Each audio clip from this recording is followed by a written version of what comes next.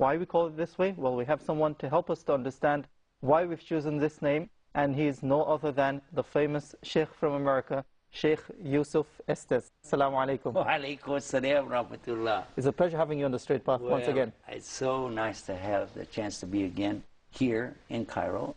Okay, we also have on the program Brother Abdul Aziz Qasim from Switzerland. Assalamu alaikum wa rahmatullahi Wa wa alaikum assalam. Jazakallah khair for taking your time out to be on the straight path today. It's a pleasure to be here. Sheikh, the name of the show was an idea from you. Why did we choose this name? Well, what we thought was that oftentimes we hear people talking about the West versus Islam, the East versus the West, and we said, why don't we do the East, the West, and what's in between? Because in reality, the whole entire world belongs to Almighty God. And then along with that, why don't we look at the whole picture instead of trying to make something opposing something all the time? Let's look at ways to find solutions to problems. There were many aspects that we discussed with this, but it seemed that that was the best way to represent the holistic picture of East, West, and what's in between. And you, of course, are going to be representing the East, and I'm representing the Old West, cowboy style, Texas. And we thought Abdulaziz is the perfect one to be in between, because we talk about the Swiss, he's from Switzerland, and we talk about the Swiss so often being neutral. The Swiss are, you know, allowing for this and taking it easy for that and claiming neutrality in so many issues. We said, okay, let's bring him on and have this East, West, and what's in between. Okay, well, we'll start a bit different today. We'll start with what is in between, Sheikh. Okay. Tell us about Islam in Switzerland. I mean, it's been on the headlines, but just have a brief background of what Islam is in Switzerland and who are the Muslims of Switzerland? Yes. Barakallahu feek. Bismillah ar-Rahman ar-Rahim. Well, Switzerland is a country, as you know, very much between the mountains. So are the Muslims over there. We are quite disorganized at the moment. We are about 400 to 500,000 Muslims among 7 million Swiss citizens. And let's say probably we are the worst disorganized people there in Central Europe, unfortunately, until now. And we are really hoping, inshallah, bi'awnillah, and with the help of Allah, to change this picture in the future and to become much more organized after the model of the people of England, the Muslims of England or France. Inshallah. Okay, just to clarify, the composition of the Muslims are mostly Swiss or citizens? No, yeah, of course, most Muslims in Switzerland are immigrants coming from the Balkan area, coming from Northern Africa, from Arab countries, and some even from the Far East, but most of them probably from the Balkan area. So very few people in Switzerland are holding the citizenship, actually. We say, or we think there are about 50,000 actually holding the Swiss passport, and the rest, 400 to 450,000 then, are probably immigrants holding just a visit permit, a work permit. Okay, Sheikh, maybe this question I'm going to ask is quite common, but I mean, since it's not been asked a very long time about the Muslims in America and the West as a whole, what is Islam like now in the West?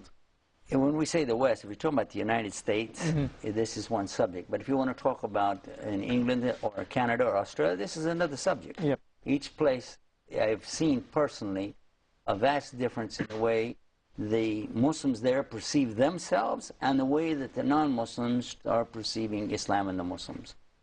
In the United States, there is now a very concentrated effort by non-Muslims to basically attack everything that Islam is standing for.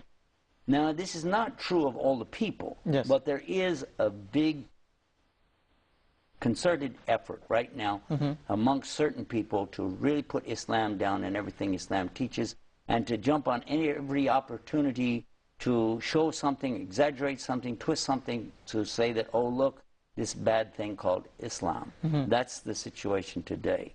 And we've seen in the past other times when these things have surfaced, but they were quickly put down by a rational approach from other non-Muslims who said, now hold on, guys, let us look at it. The President of the United States, who at that time was Clinton, he said very clearly that we're not at war with Islam. We're having no problem with Islam.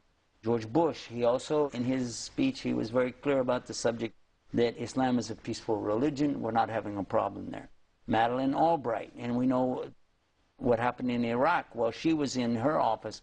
And she even said, when they asked her about 400,000 babies, children dying, what do you say about that? And she said it was worth it.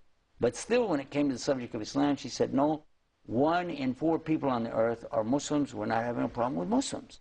These are different issues. That's what they used to say. But now, we're not hearing this same voice anymore. We're not hearing it. We would like to hear Mr. Obama come up and say something like this. He did come here to Egypt. Yes.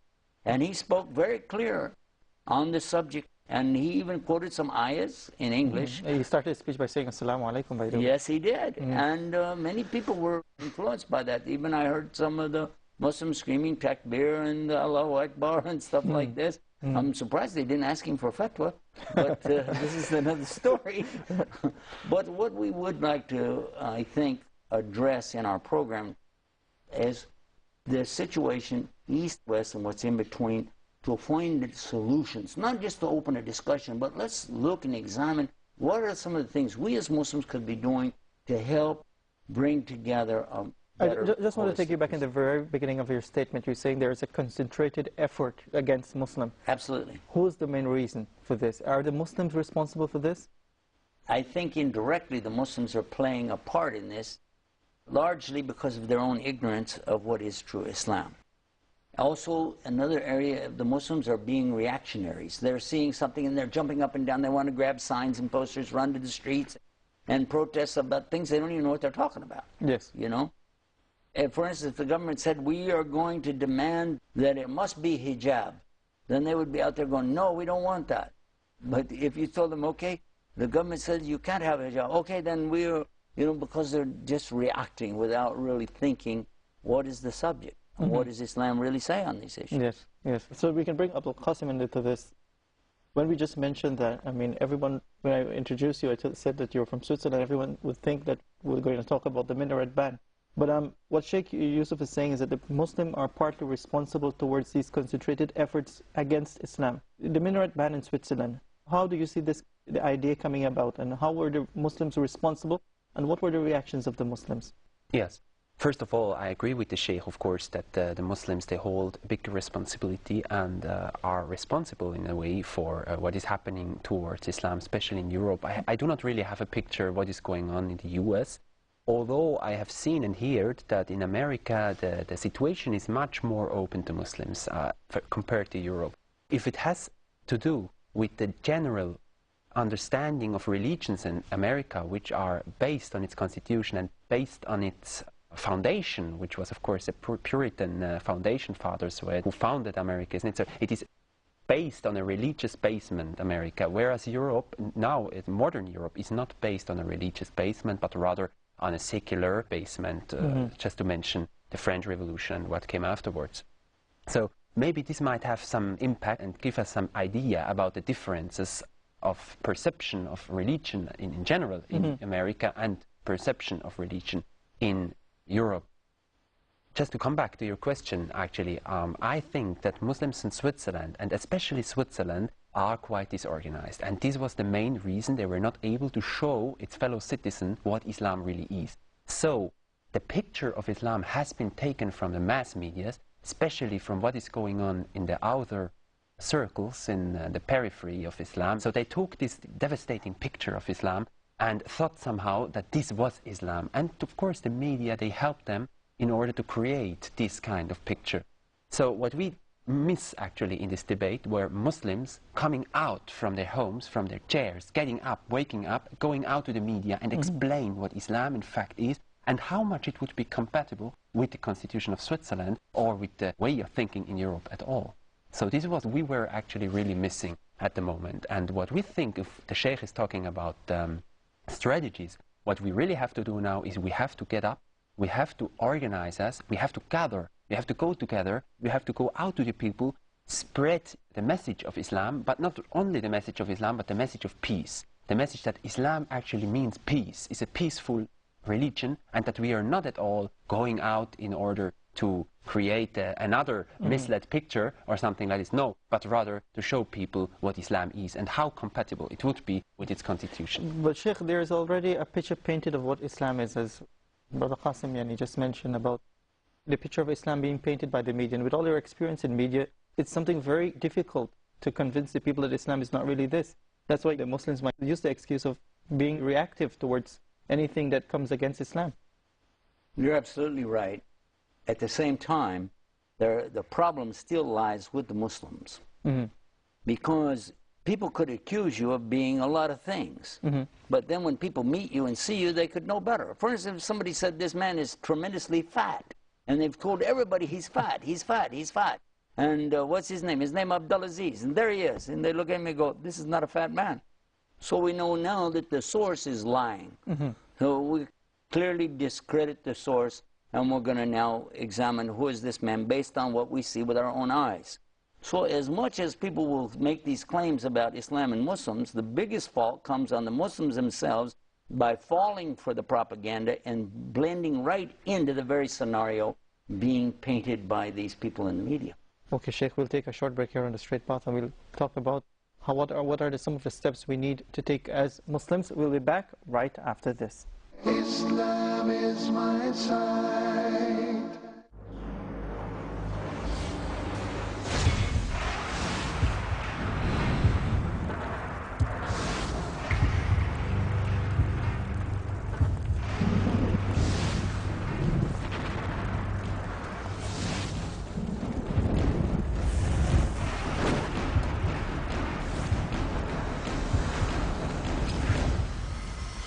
Every human being can agree to disagree or disagree to agree.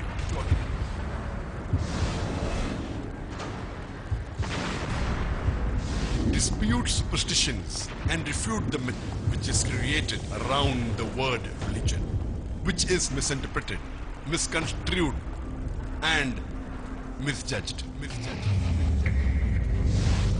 Let's wake up from delusion. And step into the world of reality with confidence. Find all the answers to confront or defy, reject or accept, dispute or challenge when caught in crossfire. Misconceptions clarified, falsehood exposed, and truth revealed. Discover the reality with Dr. Zakir Naik in Crossfire every Friday at 11 p.m. and repeat telecast at 8 a.m. Saudi Arabia on Peace TV. Learning simple. We protect the community. Understanding easy. He is the just, and he loves justice. Sheikh Salim Al-Amri. If Allah is going to establish justice, even between animals, how about human beings? Adoption fruitful. You hear the adhan and you pray. The Prophet ﷺ said the dividing line between Islam and apostasy is the prayer. Grasp and follow the basic tenets to stand firm on the path of Islam in Tips for Islamic Life, next on Peace TV. Islam is my side. Assalamu alaikum wa rahmatullahi wa barakatuh. Welcome back. You're watching The Straight Path. We're talking about East, West, and in between. We're still talking to Sheikh Yousuf Estes and Brother Abdul Aziz Qasim from Switzerland. Sheikh, there is already a picture painted of what Islam is, as Brother Qasim Yani just mentioned about the picture of Islam being painted by the media. And with all your experience in media, it's something very difficult to convince the people that Islam is not really this. That's why the Muslims might use the excuse of being reactive towards anything that comes against Islam. You're absolutely right. At the same time, the problem still lies with the Muslims. Because people could accuse you of being a lot of things. But then when people meet you and see you, they could know better. For instance, if somebody said this man is tremendously fat, and they've told everybody he's fat, he's fat, he's fat. And what's his name? His name Abdulaziz, and there he is. And they look at me and go, this is not a fat man. So we know now that the source is lying. So we clearly discredit the source, and we're going to now examine who is this man based on what we see with our own eyes. So as much as people will make these claims about Islam and Muslims, the biggest fault comes on the Muslims themselves by falling for the propaganda and blending right into the very scenario being painted by these people in the media. Sheikh, what is the proper way to react then? Because you know they have the bigger hand on the media. Because Muslims, for example, in America, the minority, in Switzerland, they're minority. how do they get out the word of what the real Islam is? And again, we go back to see what did Islam teach us from the beginning. Yes. The Quran and the teachings of Muhammad, peace and blessing be upon him, are very, very clear about this. Regardless of what other people do, this is not your situation. Your situation is to continue in your belief, to continue in your good, righteous deeds, and to continue in calling each other to the same thing, and calling each other to be steadfast in perseverance, in patience.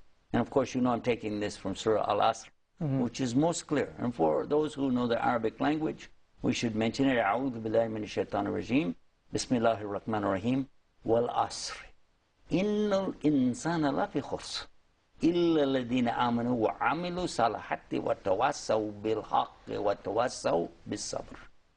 And then more or less they say the translation to English, although you can't really translate Quran to English, that Allah is swearing by the passage of time itself that all of his creation of human beings are destined to be in the hellfire. Except, and this means only the exception, everybody else destined for hellfire except for those who will come to the correct belief in having only one God, one Lord, one Savior, and establish themselves in the deeds of righteousness. Now, it's not just a matter of believing, it's a matter of doing. And this, we as Muslims will claim to believe, but where is the action to back it up? And this is what we're saying.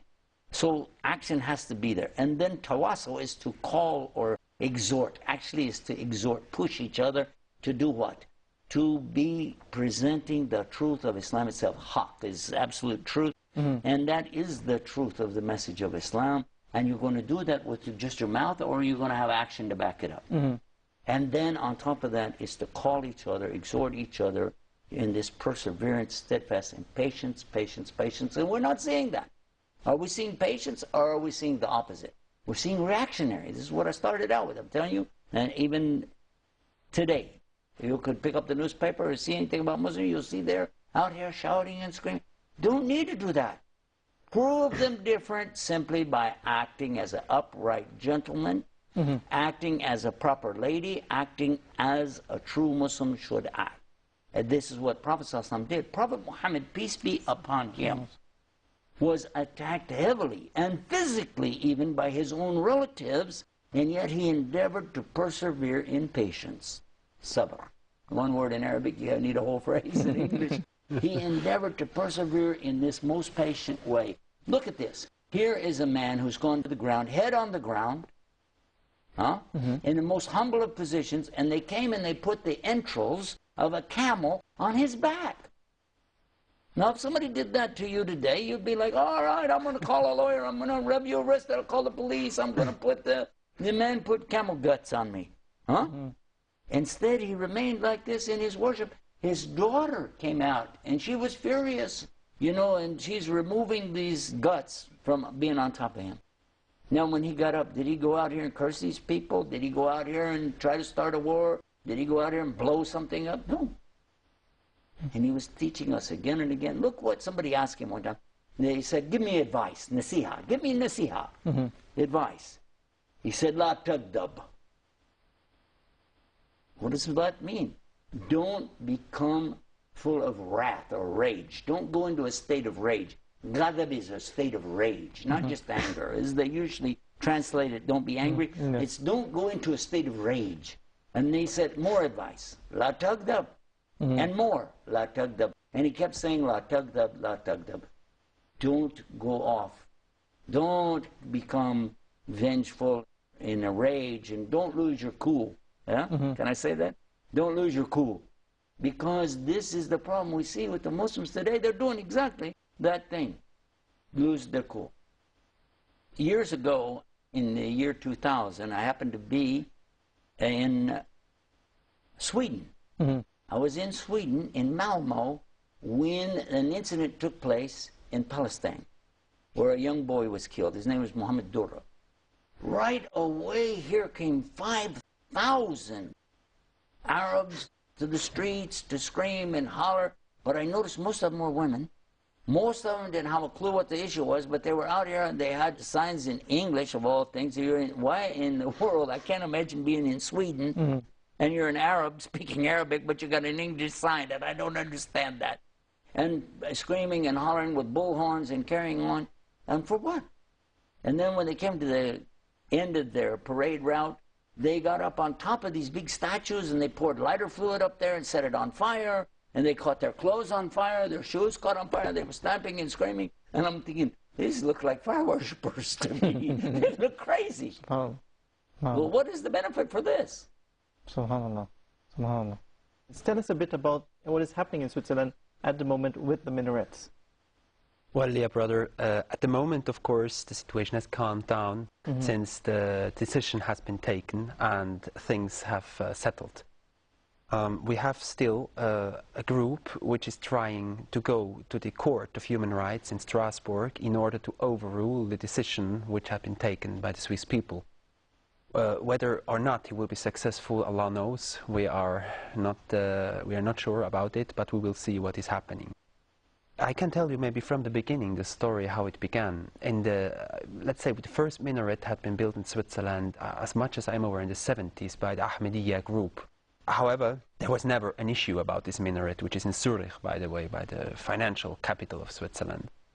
We had never an issue about this minaret until recently, the beginning of the 2000, 2001, somewhere around there, when another smaller community, as much as I'm concerned, a Turkish one, tried to build another minaret in Switzerland. This would then be the third, because we had already another one which was also built in Geneva on the Saudi mosque there, on the Arab mosque, but also this one had of course never been a matter of discussion before. But then when this new community came in and tried to build this new minaret, asked for permission in order to raise it, the discussion began about it, and some people living there near to it, they rejected it and asked the government to ban it, not to be built over there. So the issue became national through the media, of course, attracted a lot of discussions all over Switzerland, and went even out the borders to Austria, to Germany, and so on. I saw placards in Austria. I saw discussions in Germany about the minaret. And so the topic was raised and came to the political discussion more and more.